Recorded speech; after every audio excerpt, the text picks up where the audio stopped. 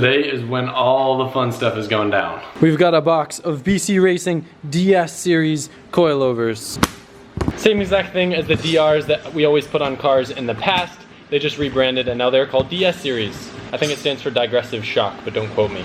They are digressive, I just don't know if that's what it stands for. Now this is an entirely custom spec'd out kit. That's one of the cool things with BC. You don't have to order them just as they come. Same price, you can get custom spring rates, custom length shocks. I went with a very similar setup to my S13, where we have 5Ks for the rear and 8Ks for the front. And we actually went with a little bit shorter stroke in the rear than I have on my S13. That way if I want to go super, super low and be all hot boy, I can. Doesn't really sacrifice much performance, since this car isn't going to be like a crazy FD car or anything. It's just going to be like a mild, rowdy, awesome street drift car missile thing.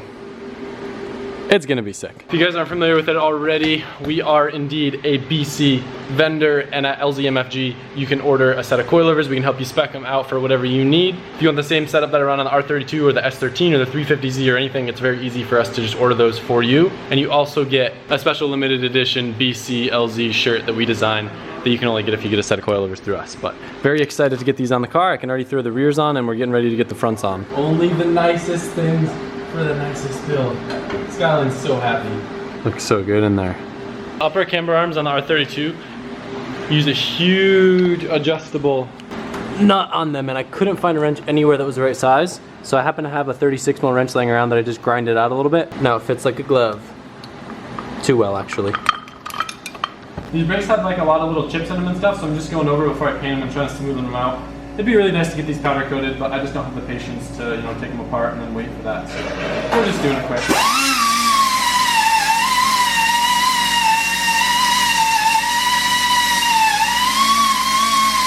Before we put the front subframe back in the car, this is a great opportunity to upgrade the engine mounts to hopefully avoid some of the flexing that was causing my turbo to hit the strut tower. I have some Nismo mounts right here that I got from a place called Terra Firma. They actually stock a bunch of really cool like OEM R32 Skyline stuff. So, got these. Almost as hard as solid, but they'll still have a little bit of give, so we shouldn't have too rough of vibration going on. All right, if you look here, the car's in gear. You shouldn't be able to do this. Oh, of course it does that to me now, come on. So we've realized that these stubs are not the correct stubs for this diff, even though they look like it and tapped in like they should have. Yeah, that sucks. So we're gonna go back to the stock GTST axles, but interesting fact that I learned from Villains, the stock GTST axles, the 5-bolt ones are actually just as strong as the 6-bolt 350Z axles. The only disadvantage of them is just that they're rarer, more expensive, and harder to find if you need to replace one at the track or something. But for now, we're gonna go back and then I'm going to get the correct stubs for this diff, and I'll use these in Nicole's car. They're so close, literally the same measurement. They look identical, but we found out that the R32 is a 30 spline, where the ones that we got were 29 splines. So literally one spline difference that we wouldn't have known unless we counted. Check out how tight the fitment is on the oil pan that Alberto finished up earlier today. Getting all the usage that we possibly can out of that space. Probably get an extra cord or two. Came out really, really nice. Subframe and tension rod brackets look so good up in there. Unfortunately though, we're not going to be able to do the lower control arms and everything today. We're running out of time, and we found out we are going to indeed need a press for the knuckles. We were able to get part of it out, but we can't get all of it out, so we're going to have to wait until we can go get my press. Alberto, how many quarts of oil did it take with the new pan? So far, 8. 8 quarts of oil. I might need more. Alberto was telling me the best thing about that is when you have twice the amount of oil, you can do half as many oil changes. So we'll be saving a lot of money in the long run. That did not come out of my mouth. I'm just saying it'll be better. They don't say we're not going to change oil half the time. I'm just kidding. Calipers came out sick. Alberto's going to be moving the muffler back a little bit. I don't know if you guys remember, it was pretty sunk in and it was burning the bumper. Now we have a great opportunity to see what the car sounds like without a muffler and just a resonator. So we're going to start it up real quick. It's been a while.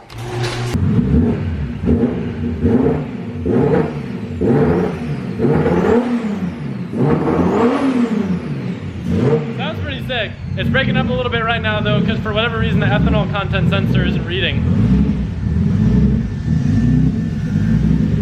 Alberto's looking into why. We're about to go to the raddest party in all of East Orlando. Guess, wait, hold on. Can you guess who it's for?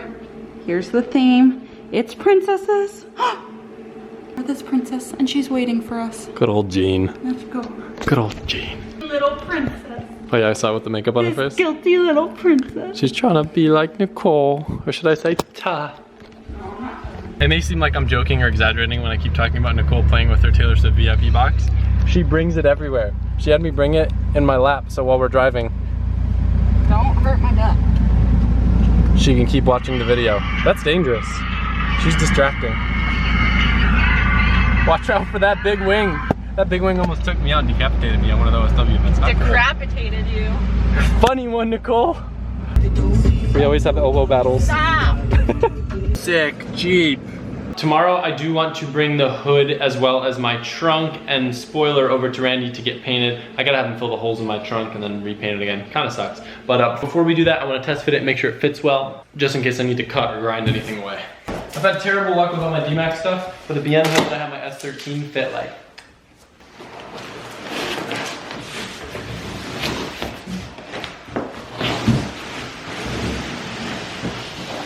We're gonna be smart, and instead of making a mess in here, we're gonna bring it out to the garage, unbox it there with it already in position.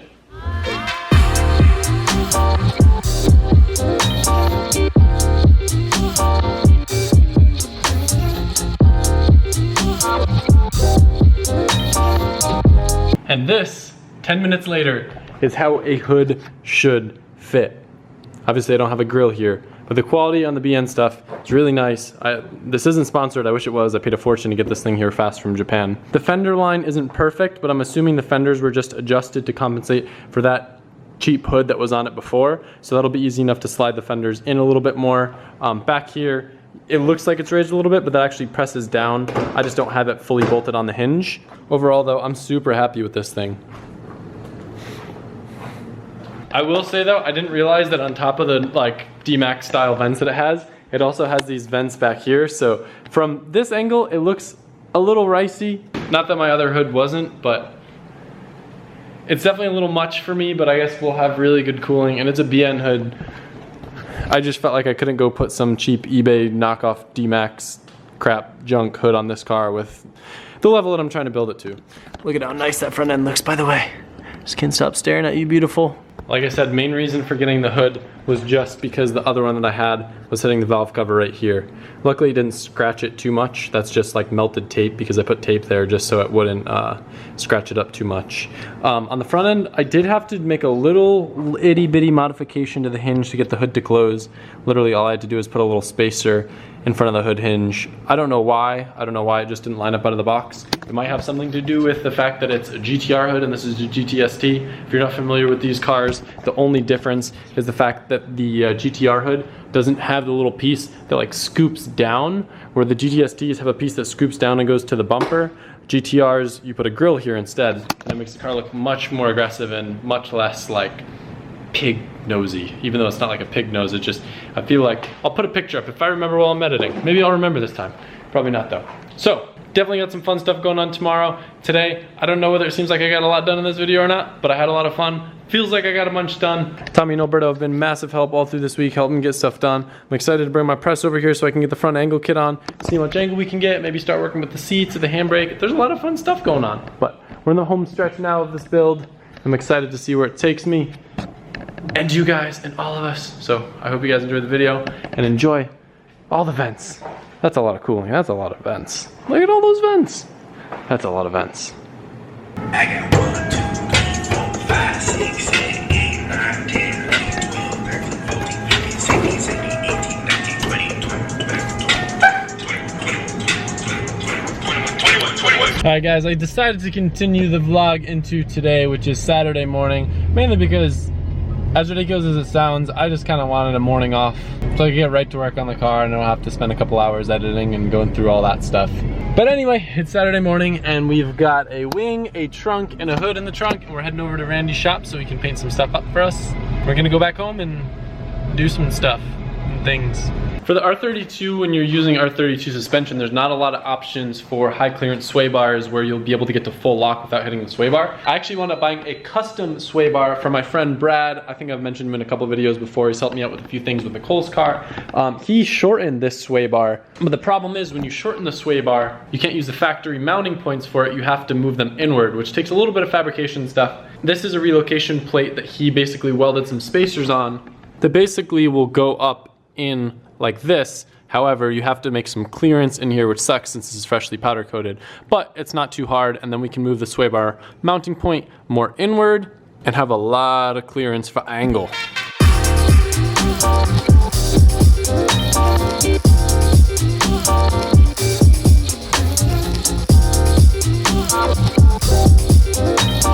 And just like that, now we have proper clearance.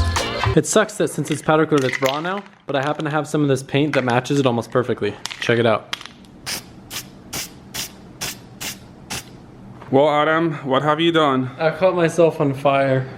I didn't think it was possible. I was gonna ask you, because I'm just like sitting there like sparking away. It's like, let me just get all this suit to just fly straight on his shirt. It's like, oh, nothing's gonna happen. It's like, I'm on fire. I wish I would have gotten that on video. I was so calm. You just saw me go, and you looked and started laughing. It wouldn't dry off. It's like, it wouldn't put off. It would just keep burning and burning. To get the brackets for the sway bar to work, you need like a really particular Allen bolt, and this one was too big to actually fit in there. So I'm just shaving it down, and in the process, I burnt a little hole. That's my great quality LZ shirt. Not very flameproof, sir. Sorry.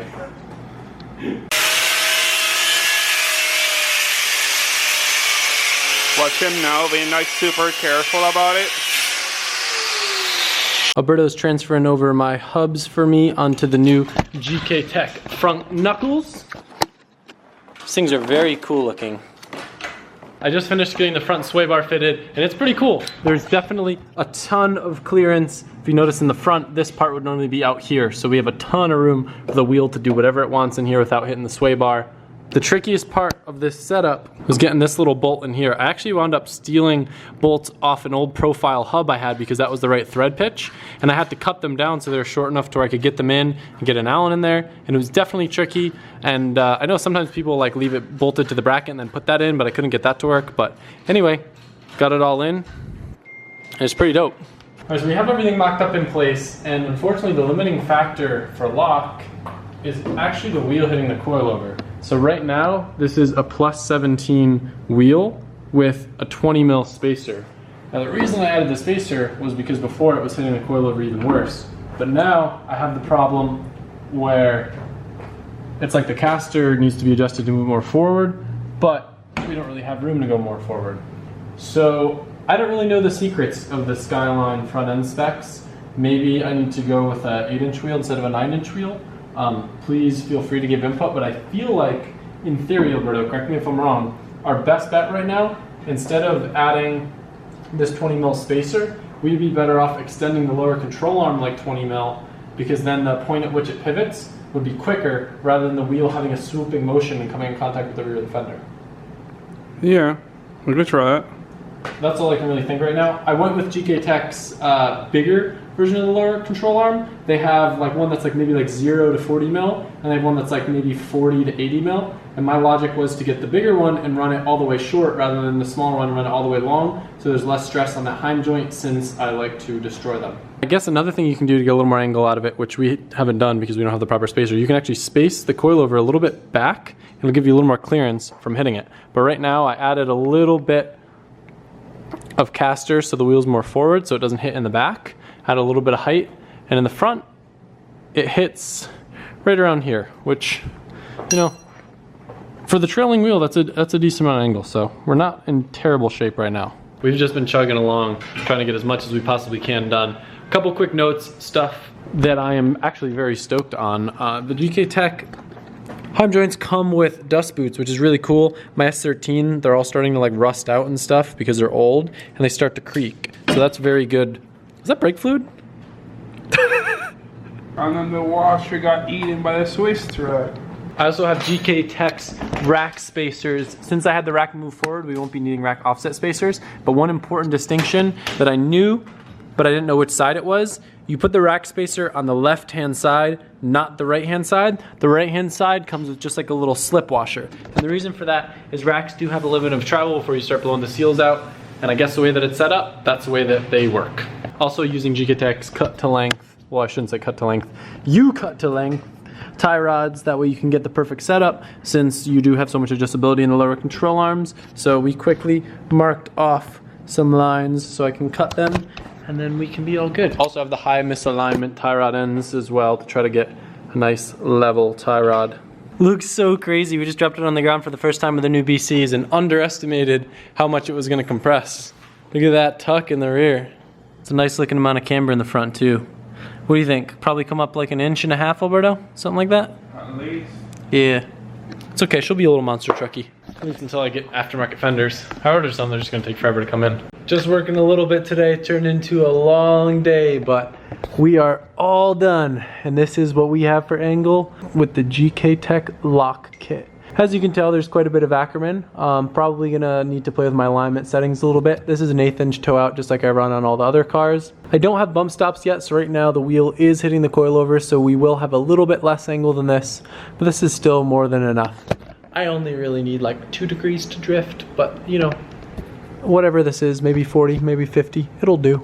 It looks great with all the powder coated bits. Sorry I didn't film more today. If you guys have any questions regarding the install, I'm more than happy to like go over anything, because I'll probably be like taking it apart and double checking everything anyway. Just wanted to get it on and get it done, because this has been like a project that just feels like nothing's been getting done every single day. So the fact that I can go drive it tomorrow is going to be very fun.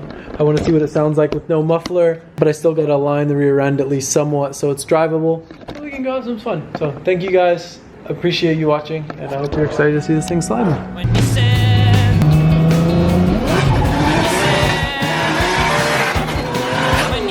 You made me look like such a little girl.